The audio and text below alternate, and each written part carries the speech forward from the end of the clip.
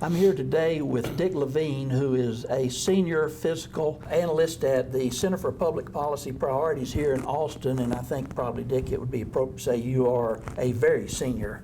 By now, yes, I am. We appreciate your being here.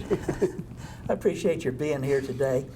And the commissioner just changed the definition of taxable value, which for some districts was really good news, and for others it was just another big tab against them in getting what they need. What went on? Well, this just came right out of the blue. There's no public notice, no public hearing. The commissioner decided that for the small number of districts that pay recapture, they will get a special deal on their local option homestead exemption. Now, you know, all school districts have the mandatory statewide $25,000 homestead exemption. It's in the Constitution. And it was just raised recently by the voters. This is something that's optional, it's additional, and some districts have chosen to give a percentage exemption on top of the flat dollar amount of up to 20%. This is something that's been in place since the early 1980s. Now, districts lose money, obviously, by giving an extra exemption, and by and large, that's just money they don't collect. Because they get extra money from tax effort, and this actually reduces But the tax state effort. doesn't help them out with this. Right. Now, once upon a time, the state would recognize that, would help out and absorb half the cost of the exemption if there was extra money in the foundation school fund. But that hasn't happened for 15 years or more. And then suddenly, in the last couple of weeks, the Education Commissioner looked at the statutes that have been in place since 1999 and said, you know what? What this really means is, for the rich districts, the state will bail them out for half the cost of the exemption, and they don't have to pay as much recapture. But for everybody else, for the vast majority of school districts that rely on state aid, they're in the same place they were before and having to just swallow the cost themselves. This seems to be a little bit discriminatory to say that districts with high property wealth, which are typically funded at higher levels to start with, True. should get this new definition of taxable value, which lowers their recapture. But the people in the regular districts around the state, the vast majority of districts, they can't. They have to have the other definition, which doesn't provide as much money. What about that?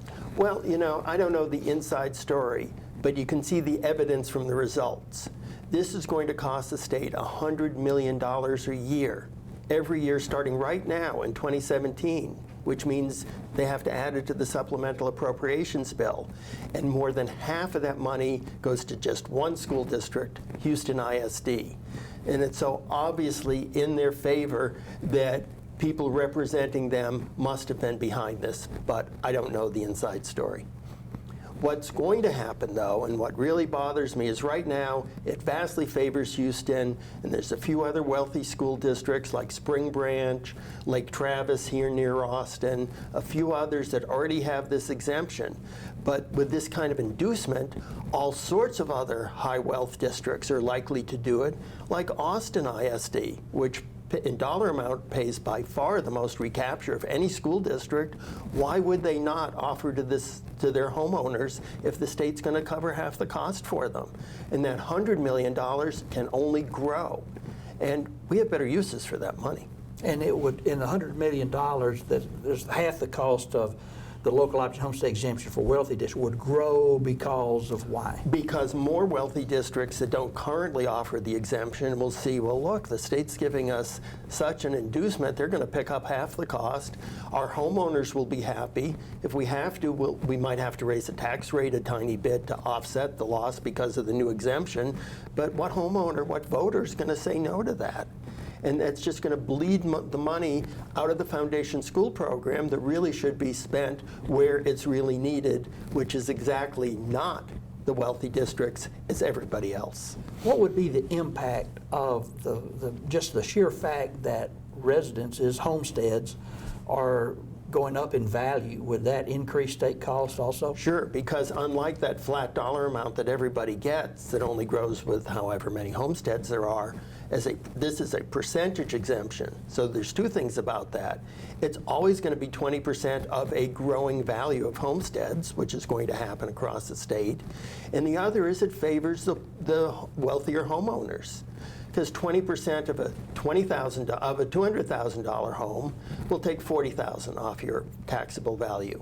But if you have $1 million home, it'll take a full $200,000 off your taxable value.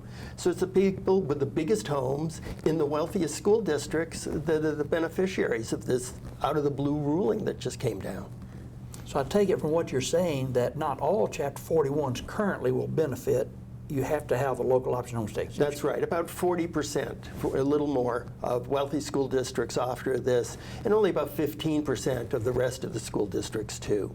So already a disproportionate number of wealthy districts offer it, and as I say, if this deal is on the table for them, I expect a lot more are going to be picking up on it, and that's money that's not available for anything else for schools because it's a new entitlement for these wealthy school districts. What will that do to equity?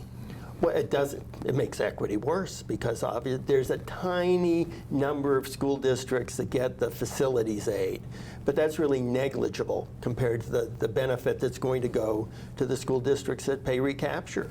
And the reason they pay recapture is because they're high wealth, and by and large, even after recapture, they have more money per student to spend than all the rest of the school districts in the state. Even after recapture, wealthy districts tend to still be wealthier because of the way the finance system's been manipulated by them. Thank you very much for coming by. Well, it's my pleasure to be here, although it's not my pleasure to have to explain what's being done to our schools. Thank you.